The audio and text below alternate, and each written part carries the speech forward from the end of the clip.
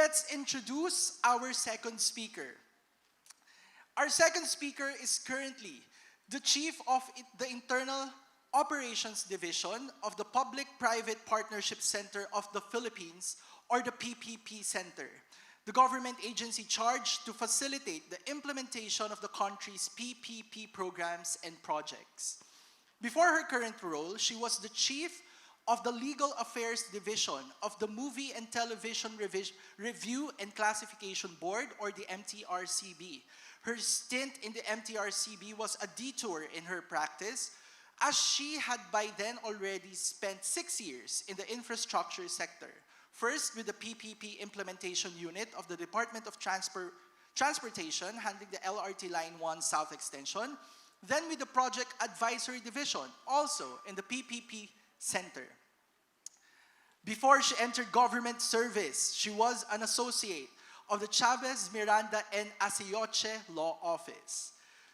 She graduated with a Bachelor of Arts degree, major in Communication Arts from the UST Faculty of Arts and Letters in 2005, and with a Juris Doctor degree lang naman from the Ateneo de Manila School of Law in 2013.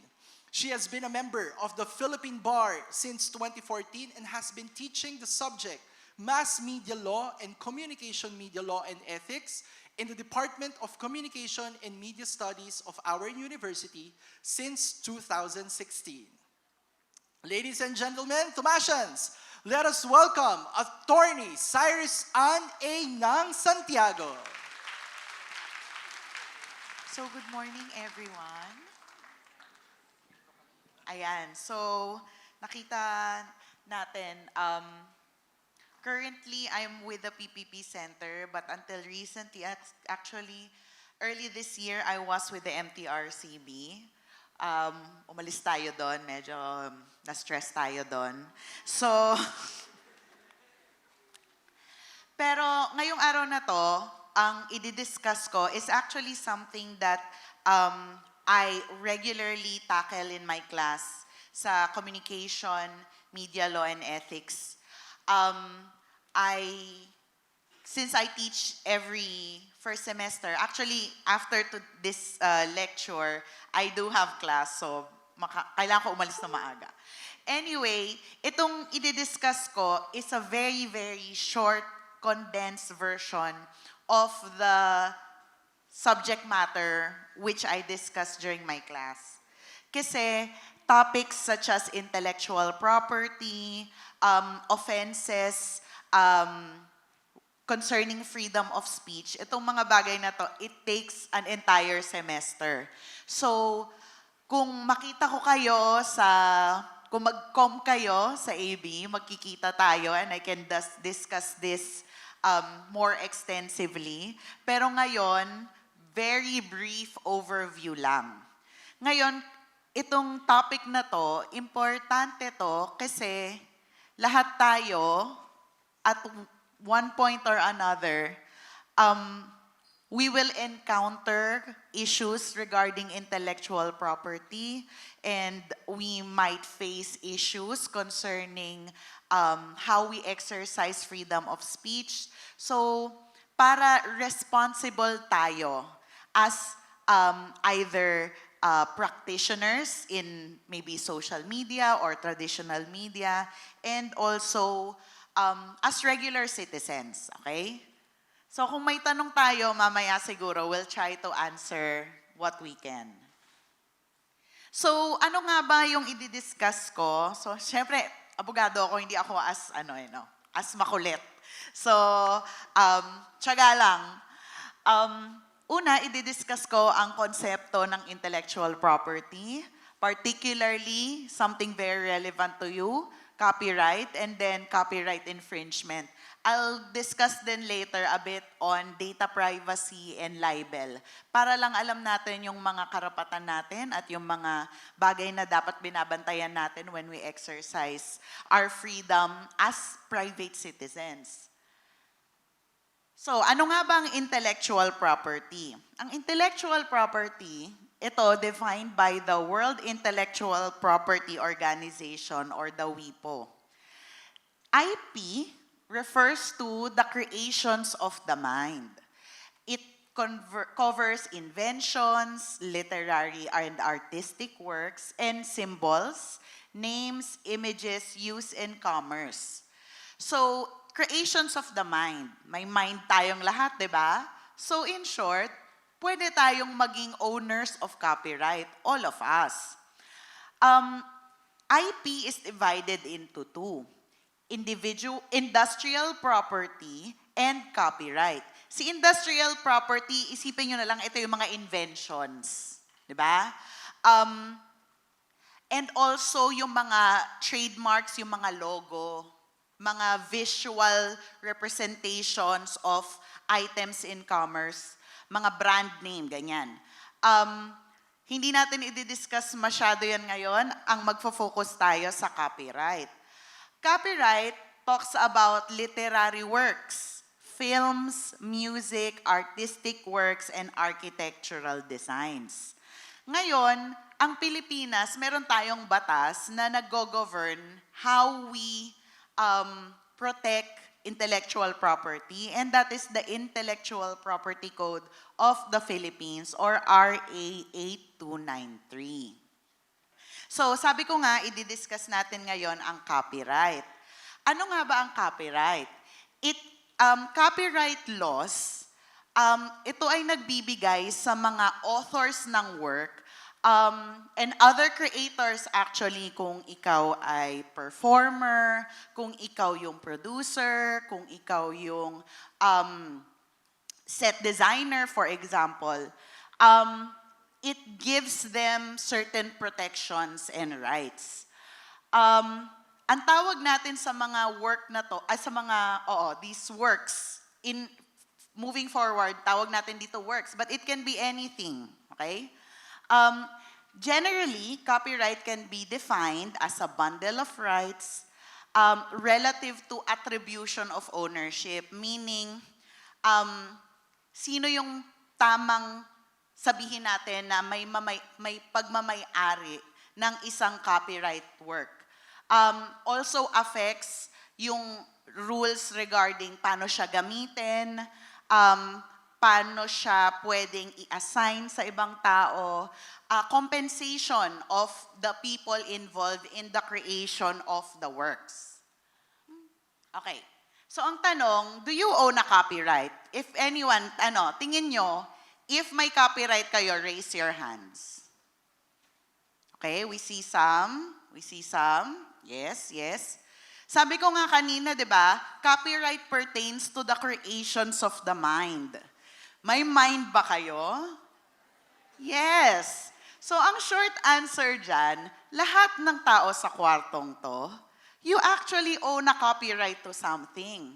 Because you created something from your mind. Ito, meron ba ditong may Instagram? Siyempre lahat, oo. Meron ditong may Twitter or X? Meron ditong may TikTok? Or may nagpa-Facebook pa ba sa inyo? Parang wala na siguro. But these, every time you post something, diba? You type something funny. You think you're being witty. That, you have a copyright to that. Diba?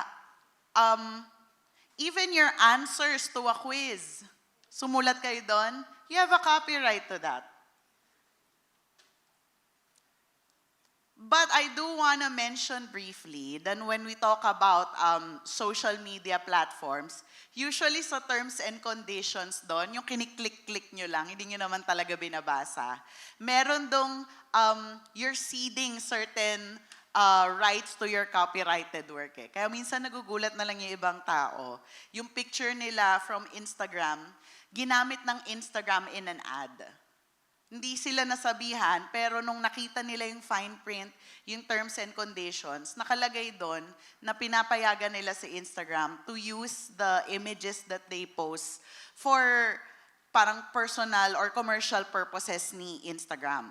So, let's just be mindful of that. Pero ang short answer, lahat tayo sa kwarto na to, we have a copyright to something. So, mamaya i-discuss ko yan more extensively. Pero kung ikaw ay isang owner ng copyright, Isipin na lang natin. Kung feel nyo, you can't relate, ma'am.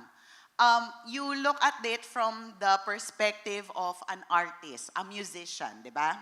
So, that musician, let's say, they wrote the song, they performed the song, they recorded the song, they have a number of rights. They have the right to make copies of their work. They have a right to distribute their work. They have a right to perform it publicly.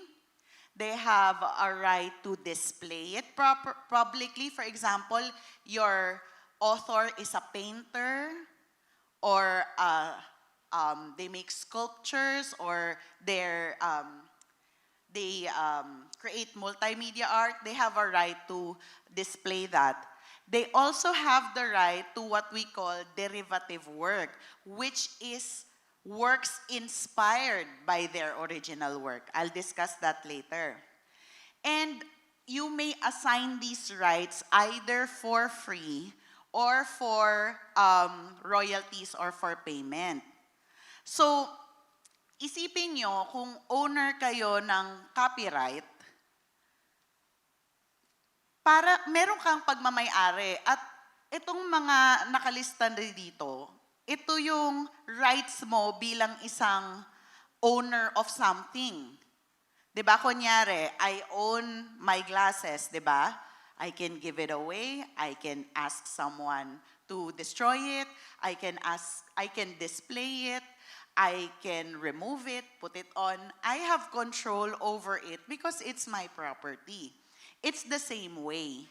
Copyright is a type of property. Intangible lang siya. Hindi mo siya nahahawakan. Pero property mo siya. Kaya pwede mong gawin sa kanya yung gusto mong gawin. Okay. So when we talk about copyrights, we talk about two types of works. Original work and derivative work. Ano nga ba ang original work? So, original works pertain to literary and artistic works that are original to the author. They came up with it, di ba? So, this book, Harry Potter and the Philosopher's Stone talaga yan, di ba? So, sinong nagsulat niyan? Si J.K. Rowling, di ba? So, the moment na who knows the story of how J.K. Rowling wrote her books? Diba? She was in a cafe, she was writing it in table napkins. So from the moment that she started writing it down, meron na siyang copyright dun sa content na yon, hanggang nung produce. So that pertains to her original work. Kaya sinasabi ko na tayong lahat, we own copyright. Because the moment that we put pen on paper, di ba? The moment we create something, we already have a copyright to that. They are protected from the moment of their creation. Creation so hindi mo pwedeng sabihin na, may copyright ako kasi may naisip akong story. That's not enough because that's just in your head. But the moment you create it physically, let's say you started typing it down, you started writing it, may copyright na kayo doon. Kaya yung sinasabi ko, if you post something on social media, technically you have a copyright to that already. You answer a quiz, you have a copyright to whatever it is you wrote. Okay. Another work, when we talk about copyright, pertains to derivative work. Derivative work talks about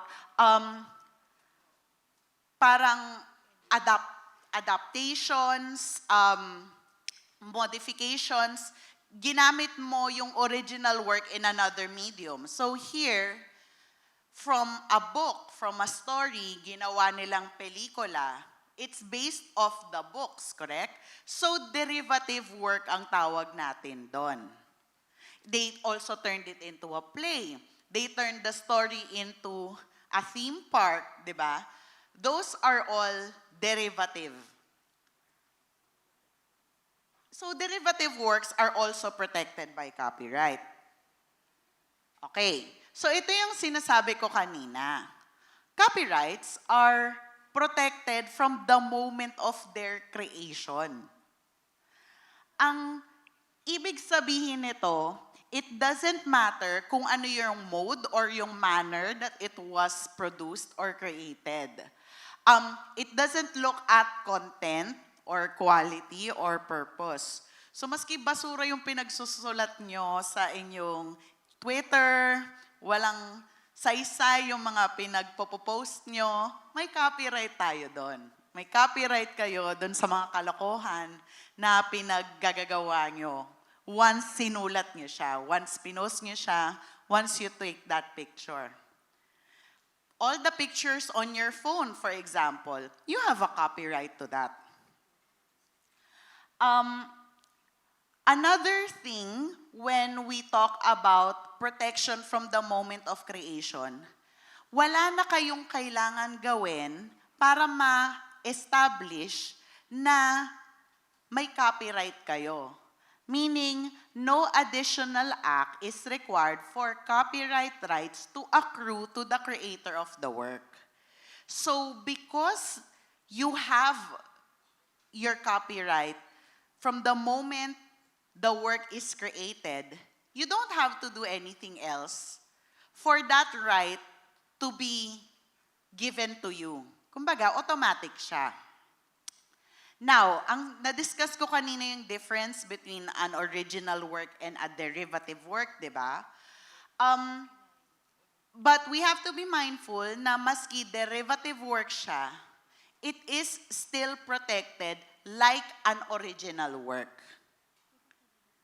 But it doesn't affect the copyright of the original work that it was based on. So, maski derivative yung work mo, may copyright ka pa rin doon. Ngayon, kung gusto mo lang i-establish na ikaw talaga yung copyright owner, kumbaga may evidence ka, you can deposit proof with the National Library and the Supreme Court. May mga forms yan to be able to establish na kayo yung copyright owner. Ibig sabihin, kayo yung nauna. Kayo yung nauna na nagsulat nun, nagsulat ng kantang to, nagsulat ng play na to, gumawa ng music video na to. Things like that. So, each copy of a work published or offered for sale may contain a notice with the name of the copyright owner, first year of publication, and if copies were produced after their death, the year of such death. So ito yung nakikita nyo usually sa mga libro na may nakalagay C. That means it's copyrighted. Tapos nakalagay doon, sino yung author, yung essentially may-ari ng copyright. Okay. Sabi ko naman sa inyo kanina, you know, as long as you come up with something, you have a copyright to it. But there are exceptions. So ito yung mga bagay na hindi covered ng copyright. So there are certain subject matters that are exempt. What are these? Ideas. So may idea ka, may concept ka. Procedure, a system, a method or operation, concept, principle, a discovery. May na-discover kang bagong species of birds, for example. You can't have a copyright to that. And other data. Even if they are expressed, explained, illustrated, or embodied in a work. Ang usual kong example dito is, let's say, mayroon kang recipe for a particular, I don't know, sinigang, ganyan. Pwede mo bang makopyright yon? Meaning, ibang tao hindi nila pwedeng gamitin yung recipe mo ng sinigang. Kailangan kanilang bayaran siguro. Who thinks you can do that? Raise your hands. Who thinks you can't do that? Okay, that's correct. Hindi nyo pwedeng gawin yon. Pero, let's say gumawa kayo ng cookbook, nilagay niyo yung recipe doon, tapos may ibang tao, kinopya yung proseso, yung instructions, and they pass it off as their own. Is there copyright infringement there? Yes, because you're talking about original work and someone else is claiming ownership of that when it's your work. Pero as to the contents itself, hindi mo siya pwedeng sabihin na ako lang. Kunyari, may mathematical formula. Even if you are a brilliant mathematician, you don't have a copyright to that process. Meaning, anyone can use that process. Anyone can build on dun sa ginawa niyong proseso. Malinaw tayo doon?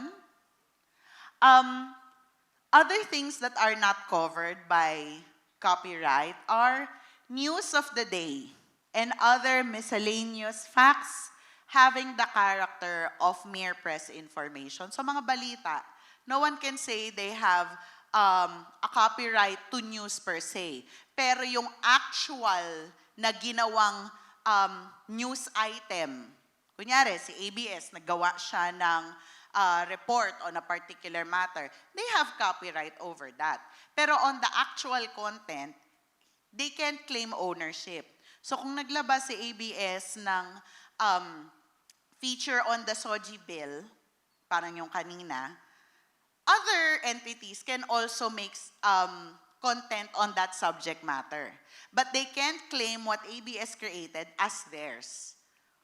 Or use it without crediting or acknowledging. Mamaya pag-uusapan natin yung ano yung karapatan mo bilang isang owner ng copyright. Also, official text of the legislative. Ito yung mga speech ng mga government officials or mga batas na pinasa. Sino bang gumagawa ng batas natin? Legislative, di ba? Congress. They can say, oh, may copyright kami dyan sa sinulat naming batas. Hindi nyo pwedeng kopyahin or gamitin. Siyempre hindi.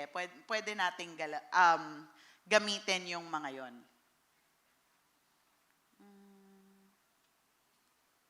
Okay. So, sabi ko nga, ano nga ba yung mga karapatan mo bilang isang owner of a copyright? You have essentially two, economic rights and moral rights. Economic rights, ito madaling intindihin. It allows the owners of works, whether original or derivative, to get financial reward from the use of their work by others. So ito yung nakikita natin, payment of royalties, payment of fees. Pag gagamitin mo yung content. It also protects the owner of the copyright na hindi dapat pagkakitaan ng ibang tao yung content or yung work na ginawa niya. Unless, of course, pumayag siya. Moral rights, that's the other one, it allows authors to take certain actions to preserve the integrity of their work and protect their link or association to work. It refers to the right of the artist to be credited for a work that he has done, to disavow work that is being wrongfully attributed to him or he doesn't believe in anymore, or insist that works be presented in a manner that is consistent to his intent. And these moral rights, hindi yan maa-assign, hindi yan mabibigay sa ibang tao. Si economic rights kasi, for example, ayan, let's go to Harry Potter. Si J.K. Rowling, she sold her rights to her book rights, the film rights to her books, di ba? So J.K. Rowling assigned the right to create Harry Potter movies for compensation. O, di ba? So that's her exercising her economic rights. Yung moral rights nga, hindi yun nabebenta.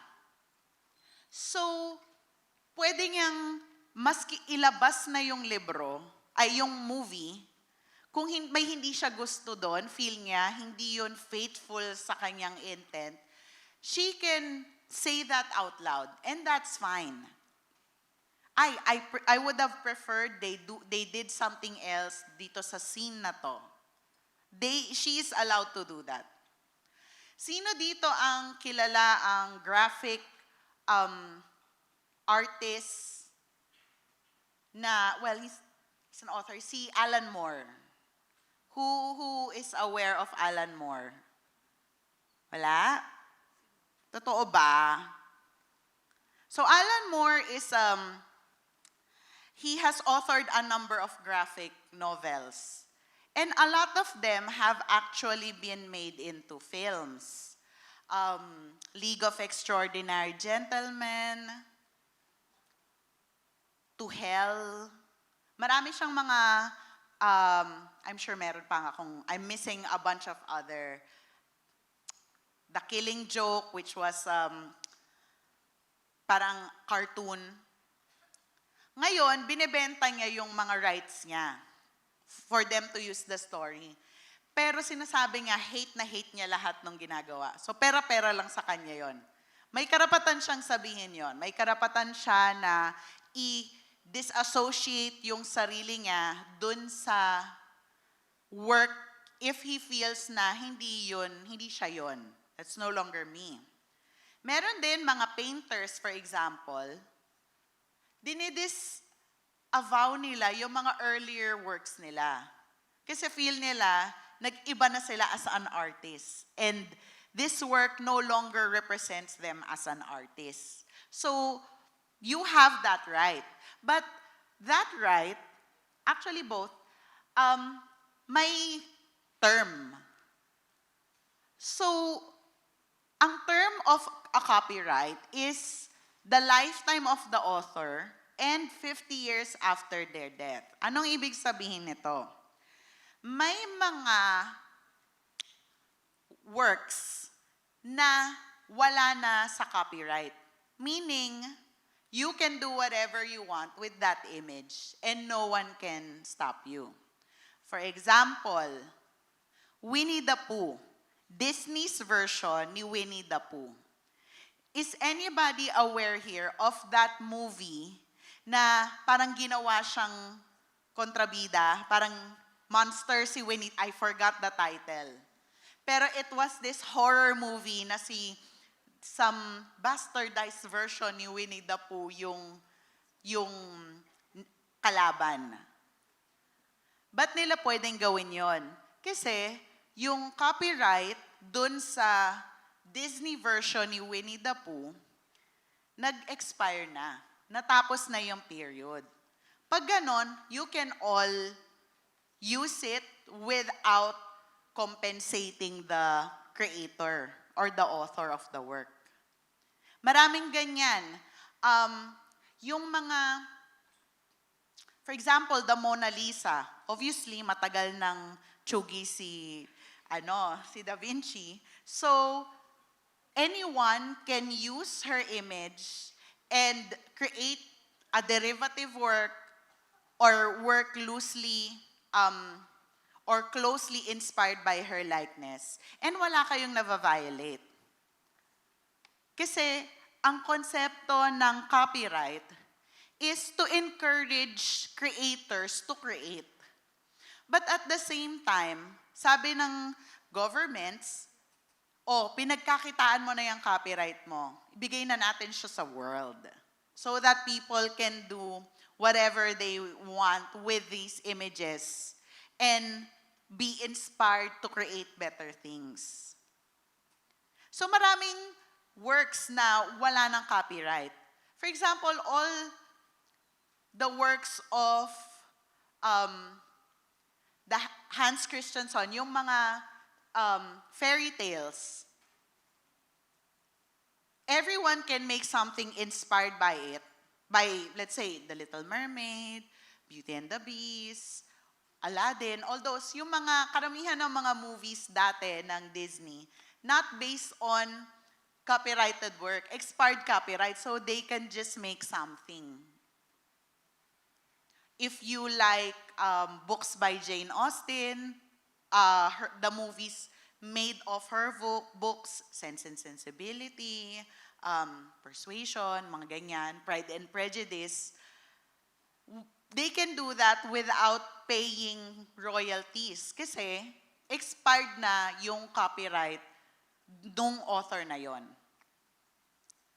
So, while economic rights can be assigned or licensed, kasi nga pera-pera lang yan, si moral rights cannot be assigned. But in either rights, may term limit, which is sa batas ng Pilipinas, during the entire lifetime of the author and 50 years after their death. So dito na tayo, ngayon na alam natin na hindi porket creation siya ng mind, anyone can just take them or use them without consent. Since may batas tayo, meron tayong protections afforded to them, di ba? Yun nga, when copyrighted work is reproduced, distributed, performed, publicly displayed, or made into a derivative work without permission of the owner, you are committing copyright infringement. So, for example, nag-xerox ka ng libro. Sinerox mo yung buong libro. You're committing copyright infringement.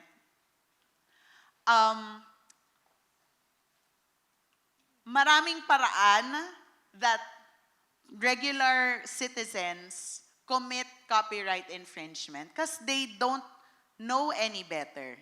And ito nga yung sabi ko kanina, ang goal ko for this morning is to make everyone here a bit more mindful when they go online, when they use work na is by another person. We have to be mindful that you are likely violating someone's copyright. Ngayon, pag nag-post kayo, tas nilagay nyo, CTTO, natanggal na? Hindi ka na ba nag-violate? Hindi. Yung credit to the owner na yan, wala yan. It's not consent. Diba? You're not asking permission. All you're doing there is probably saying, hindi ikaw yung author. Pero hindi mo kinakredit yung tamang tao na gumawa nung nire-repost nyo. Diba? Ano yung exception? So, ito general rule. Kung hindi ikaw yung may copyright dun sa work na yon, huwag mong gamitin. There are, however, exceptions. If it is used by a person exclusively for his own personal purposes. Okay, eto. Sino dito ang may Spotify Premium? Okay, madami. Okay. Nakikinig kayo sa kanya, earphones nyo, walang problema. Let's say may isang grocery store. Piniplaying, yung may-ari ay may Spotify Premium account. Tapos, piniplay niya sa grocery niya yung Spotify niya. Tingin nyo, may bina-violate siyang copyright doon? Tingin nyo, who thinks that owner is violating copyright? Who thinks that owner is not violating copyright? Kasi binayaran naman niya, di ba? Actually, that's not the case. Si Spotify, hindi siya yung nagbayad kayo to play music. That's actually only for private use. You're not supposed to play Spotify in, let's say, commercial establishments. Actually, sa Pilipinas, ini-enforce yung, let's say, music. Ini-enforce yan eh. At maraming mga, let's say, restaurant or tindahan na nadedemanda actually. Kasi hindi daw sila nagbabayad. Kasi either nagpa-play lang sila sa radyo, kunyari, nakikinig yung tindahan ng Yes FM, tapos piniplay ngayon. That's actually possible violation of copyright. Kasi yung radyo, it was not meant for commercial use. Kumbaga, for personal use lang yon. Naiintindihan natin? May madaming nang dinidemanda na mga establishments kasi nagpa-play sila ng, let's say, music, which was only meant, yung binayaran nila for personal use lang. For example, Spotify. Okay? So, sino dito yung may idea kung ano yung organization na nag-e-enforce ng copyright ng mga musicians? Dito sa Pilipinas, meron sa mga tindahan or sa mga restaurant, may sticker siya sa labas ng pinto usually or sa may cashier.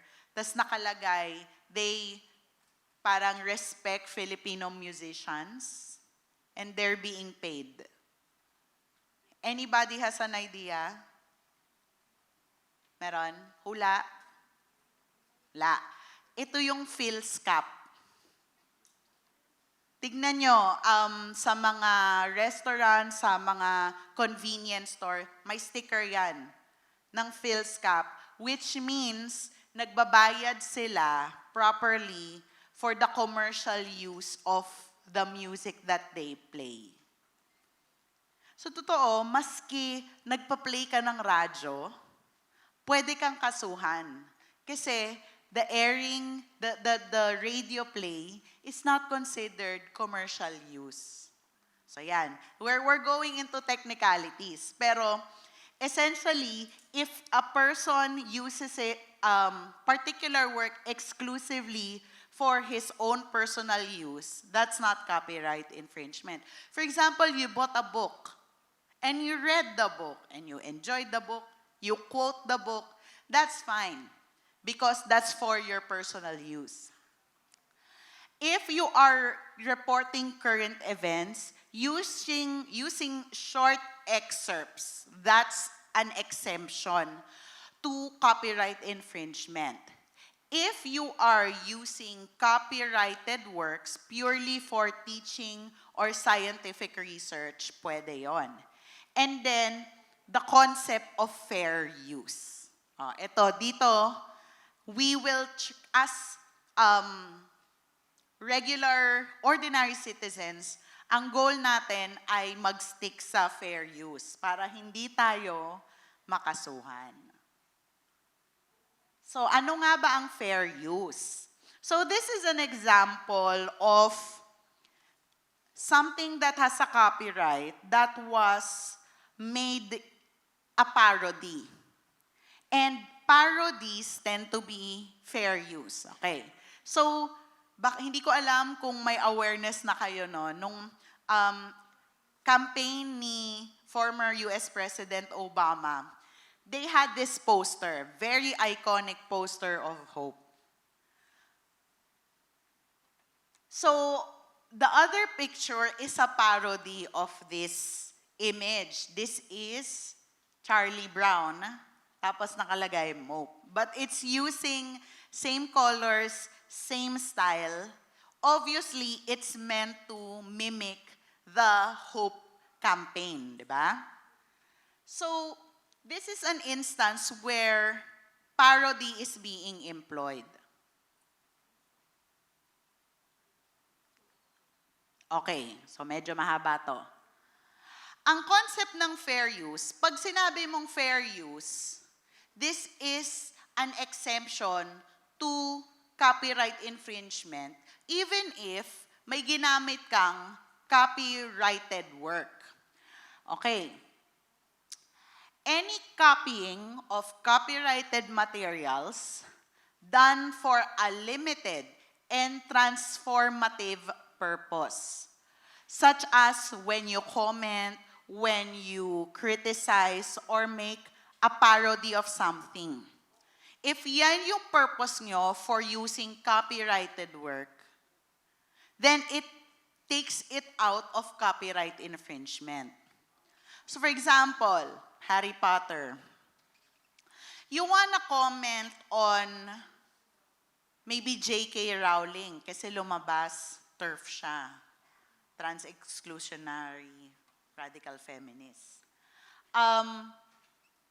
You can use a Harry Potter reference and it shouldn't be considered infringement because it should fall under fair use. If it falls under fair use, hindi mo na kailangan magpaalam dun sa author. Kasi generally, every time you use copyrighted work, kung hindi siya exemption, kailangan may authority from the author. Fair use, sabi ko nga kanina, is a defense against a claim of copyright infringement. If your use of copyrighted work qualifies as fair use, it will not be considered infringement. Pero as that suggests, arguable. Kasi may ibang mga copyright owners, very, tawag natin, litigious, very strict sila. Ayaw nilang ginagamit yung music nila or yung work nila maski in parody. So maski parody, maski under fair comment, ino-oppose nila. Minsan, di ba, you're on YouTube, you click on something, tapos anong lalabas? Na-encounter nyo na ba to? This video has been taken down due to copyright issues or questions. Nakakita na kayo ng ganong video? Pag-click nyo, ay wala, I can't use it. Or minsan, pag kinlik nyo, sasabihin, this video is not available in your area or your territory. Naka-encounter na tayo ng mga ganong videos? Everyone? Yes. Yun, mga instances na yon, kasi yung permission was to use copyrighted material was either not given or it was only given for a certain area. Minsan din, may mga napapanood akong mga videos on YouTube. They start talking about music, pero hindi nila ipa-play yung actual music. Kasi, bawal. And maski fair comment yon, fair use, fair comment, alam nila na magkakaproblema sila pag ginamit nila yan. Kasi nga, litigious yung author. For example, a lot of Beatles music. Beatles, you won't actually hear as background music or even if music-related yung topic ng YouTube video. Bakit? Kasi yung company that owns the rights to Beatles music is very, very strict. Ayaw nilang ginagamit. Kaya yun minsan, pag usually may mga banda, magko-cover sila ng kanta. Pag natsempuhan nilang i-cover is music na very strict yung may-ari ng copyright, pull down nila yon. Okay? Pero yun nga, debatable kasi kailan siya copyright infringement, kailan siya fair use. So pag ganon, sinong nagde-decide? Pag may conflicting rights, saan tayo napupunta? Hindi nyo na ayos by talking. Pupunta ka sa korte.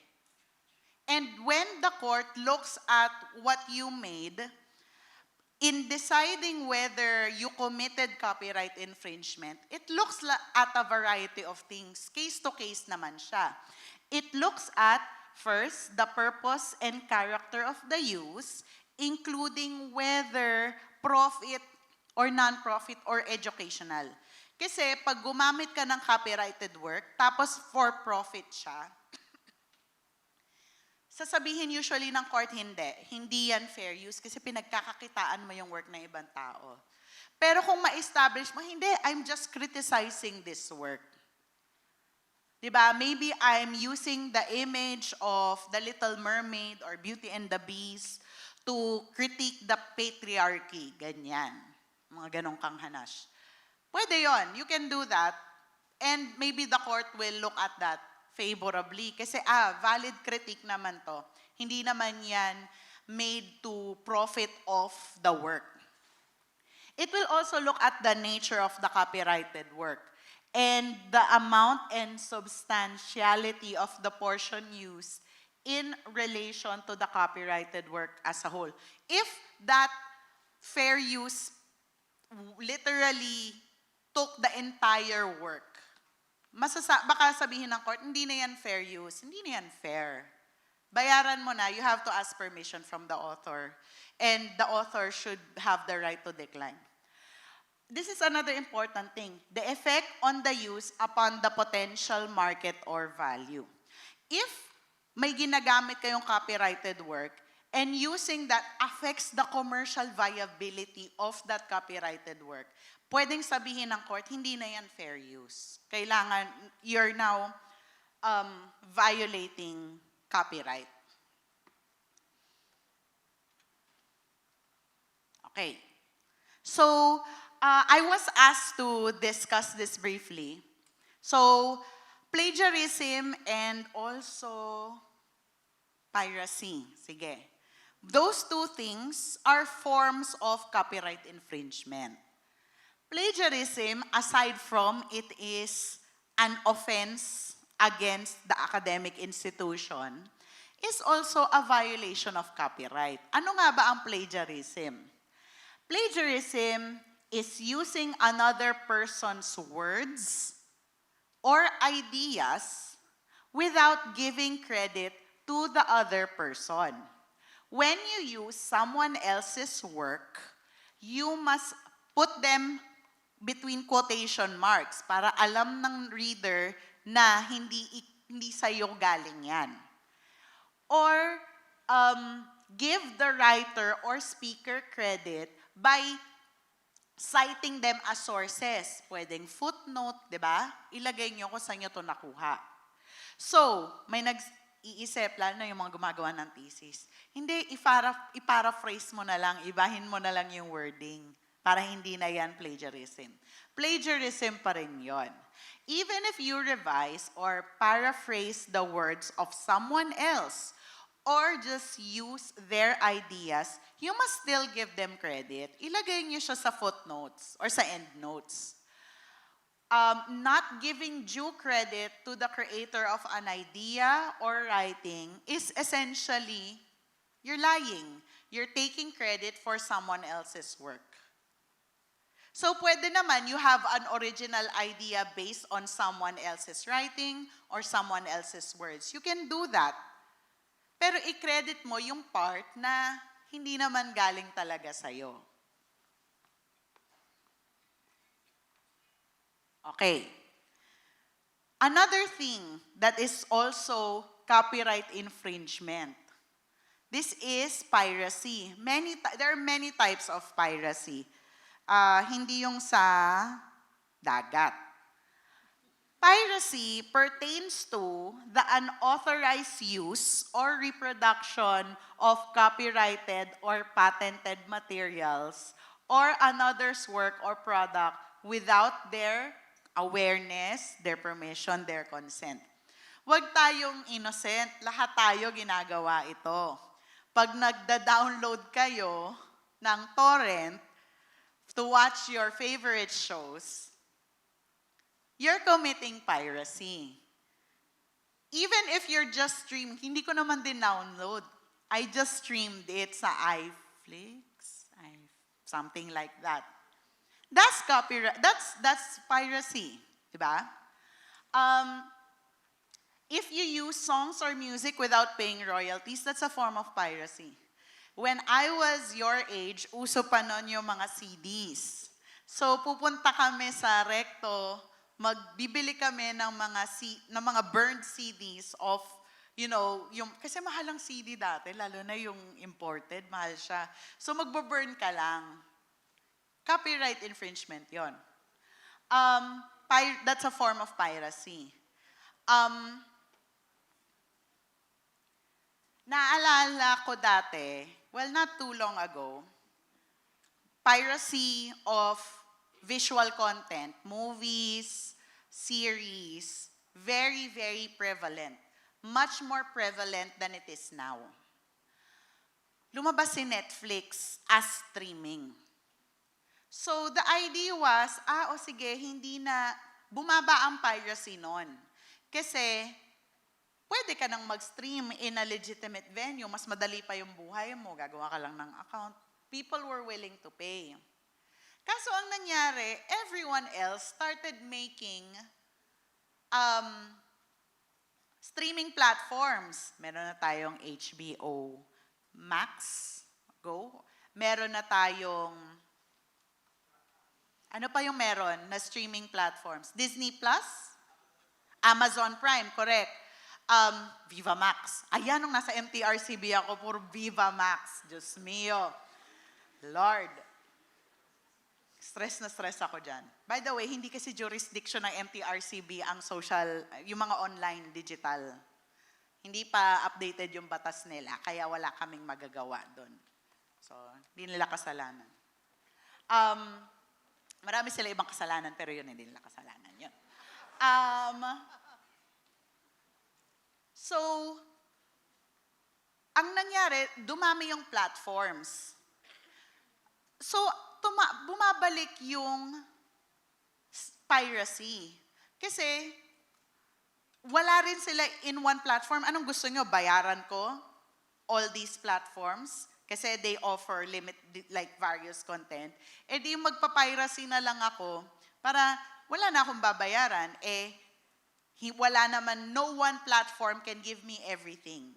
So, yun yung nangyari. Bumabalik yung market to illegal sources of content. Because para ka na lang, you can't expect everyone to pay different platforms for limited content. Okay. More prevalent now is digital piracy, a form of online piracy that includes the unauthorized online distribution of electronic copies of copyrighted materials such as software, movies, and music. Sure ako may iba dito yung Microsoft nyo, hindi original. 'Di ba? Pirated yung mga yan. There's a danger to that kasi hindi nyo ma-update. Parang pag nagde-develop yung mga threats, hindi kayo makasabay kasi hindi original yung software nyo. Lalo na yung mga antivirus software, medyo at risk kayo doon. But those are examples. Movies and music also, as I discussed kanina. Dati kasi, dina-download yung music. Kung naabutan nyo si LimeWire at may isa pa Napster. Yan. These are all very late 90s apps that people use, software that people use to download music illegally. Tapos dati meron pang Pirate Bay. Hindi ko alam kung may Pirate Bay pa. May Pirate Bay pa ba? Ayun, marami ring copyrighted content doon. So yan. So ang point is, alam nating lahat tayo ay nag-violate ng copyright. We are engaged in piracy, we probably plagiarize. So, and we use copyrighted content without compensating or attributing content to their authors. So, ideally, we stop doing those things. Best case, we're more careful doing those things, di ba? Mag-ingat lang tayo. Let's just be mindful that the content we're using is someone else's property. Sabi nga, di ba, ni Derek Ramsey, Si Derek ba yun? Or basta yung ad niya sa pelikula. Piracy is stealing, stealing is against the law, piracy is a crime, di ba? So, it's the same because it's a form of copyright infringement. Copyright infringement is stealing and pag natsyempohan kayo, baka mahabol kayo ng batas. So I think, ayan, yan na yung discussion ko on intellectual property. Very brief discussion na lang on other subtopics. Data privacy, we actually have a law. This is Republic Act 10173 or the Data Privacy Act of 2012. Bakit tayo nagkaroon ng ganitong batas? Kasi nung panahon ng magulang nyo, yung information natin sinusulat. So hard copies. Ngayon, digital na siya. Data na siya. At data is very easily, it can be stolen, it can be used against you. So, kaya tayo may batas on data privacy. Kaya bago lang siya, 2012. So, a little over 10 years ago. Ba't ayaw? Okay. Ano ba yung purpose ng batas na to? Its purpose is to protect our right to privacy of communications and correspondence. But at the same time, it maximizes the digitalization of information. It is meant to protect our data. Kasi 'di ba, how many times in a week are you asked to fill up a form?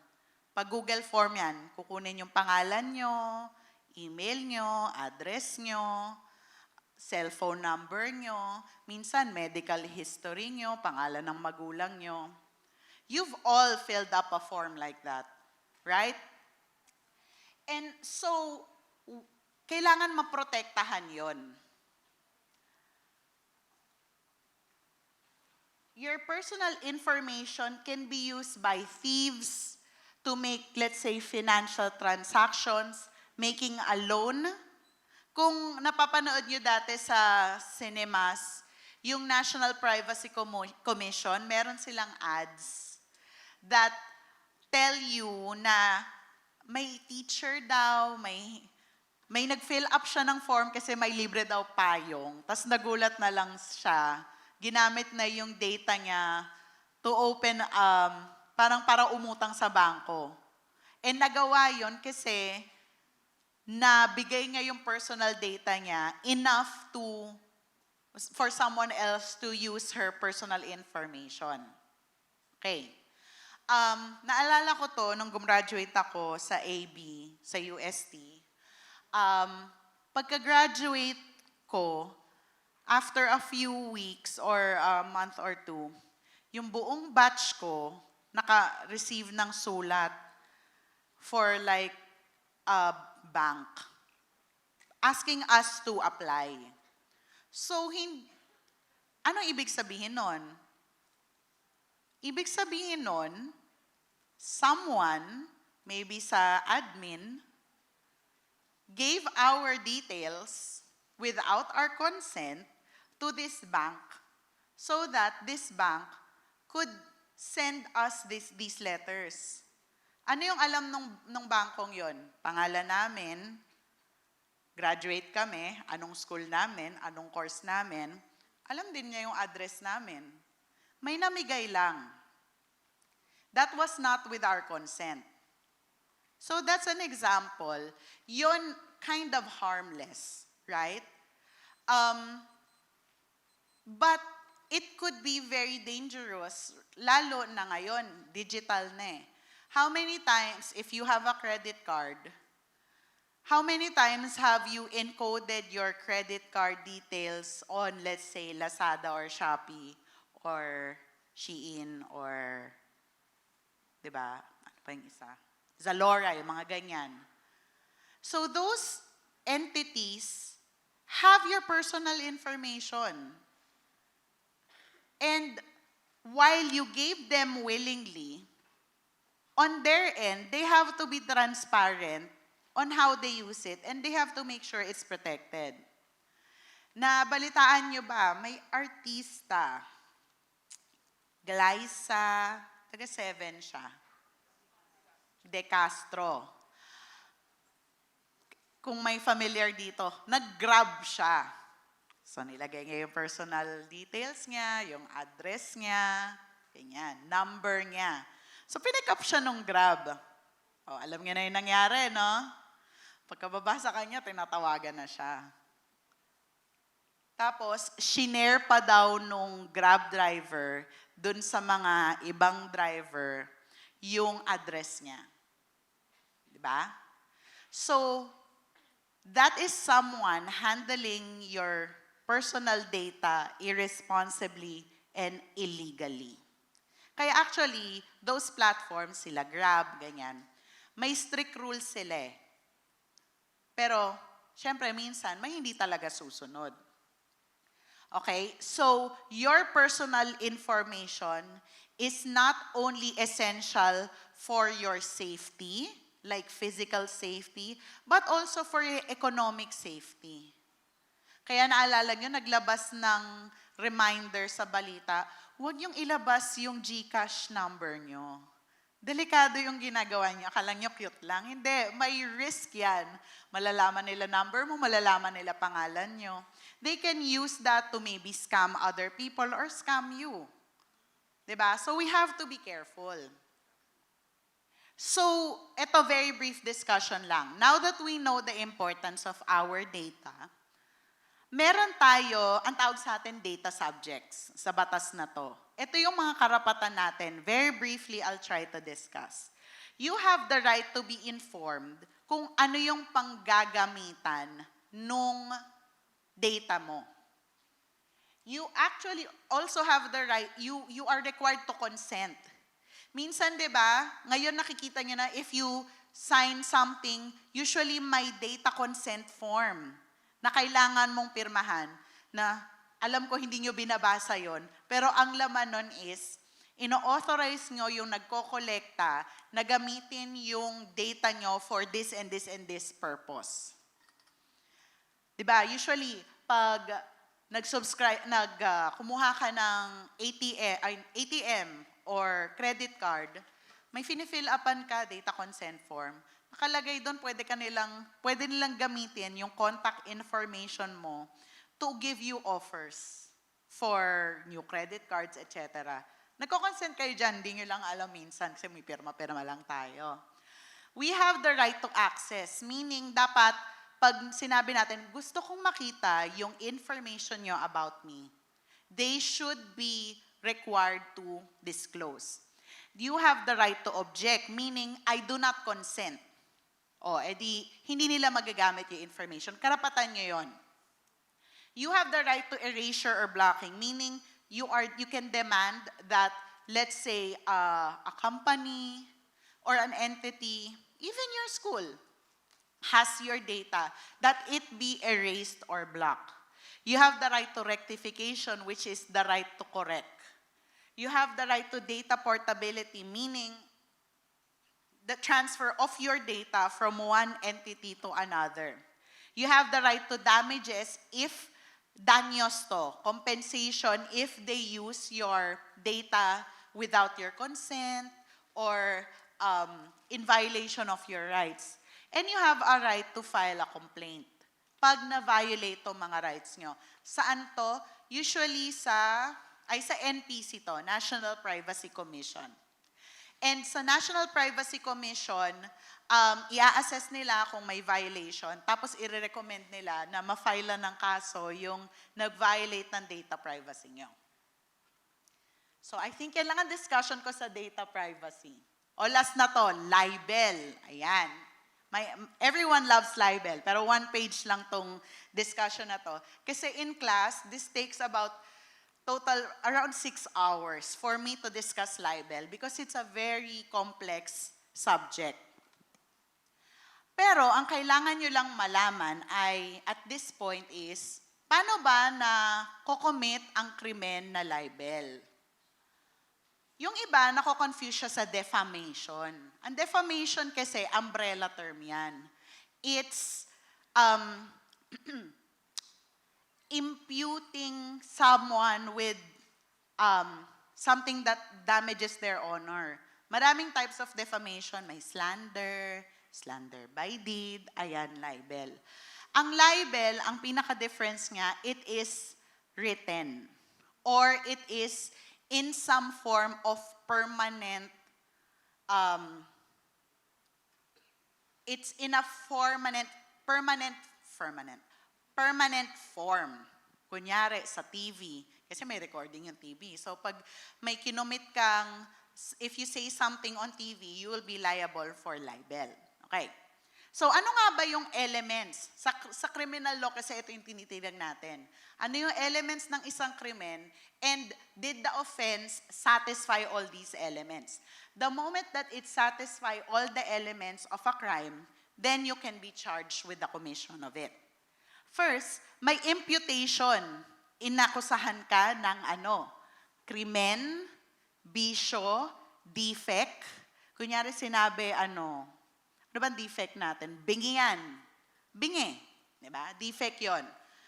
Ma'am, paano kung totoo naman? Bingi naman talaga. It doesn't matter. Kasi whether it is real or imaginary, it's still libelous.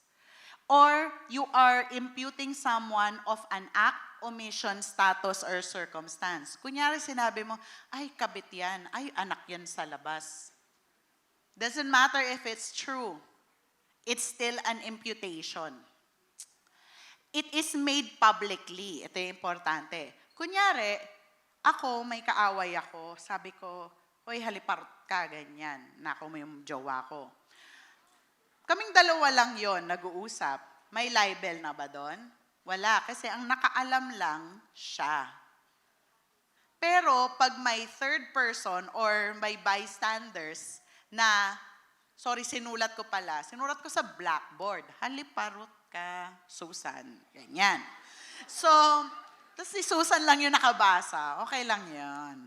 Pero pag nakabasa si Rene sa harap, libel na yon kasi reputation mo yung iniingatan mo eh. And yung reputation mo, sino ba yung recipient nun? Yung third person. So kung kaming dalawa lang nakabasa nun, okay lang yon. The imputation is malicious. Ibig sabihin may mali siya.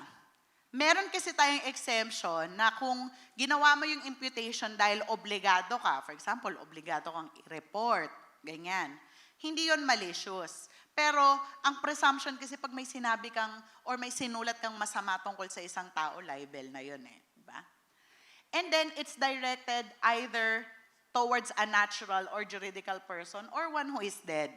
So, pwedeng buhay na tao, totoong tao, pwedeng patay na siya. Pwede rin juridical person siya, ibig sabihin artificial person, let's say an organization or a company. You can commit libel against them kasi may reputation din naman ng mga kumpanya, diba? Or mga businesses, things like that. And finally, the imputation tends to cause dishonor, discredit, or contempt. Dishonor, diba? Kahihiyan, nawawalan ng tiwala yung tao dun sa victim mo.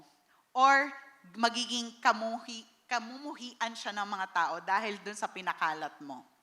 So, essentially yan ang elements ng libel.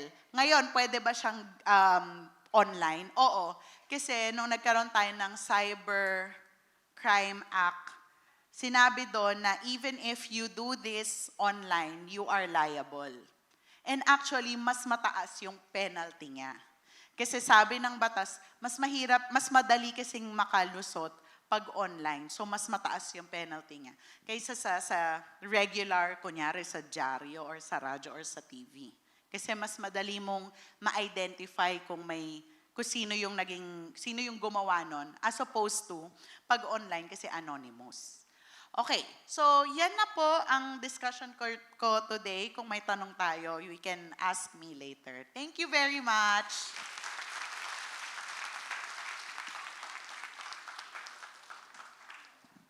Alright, ma'am. Maraming salamat, Attorney Cyrus. Please stay on stage dahil magkakaroon tayo ng ating fire side chat.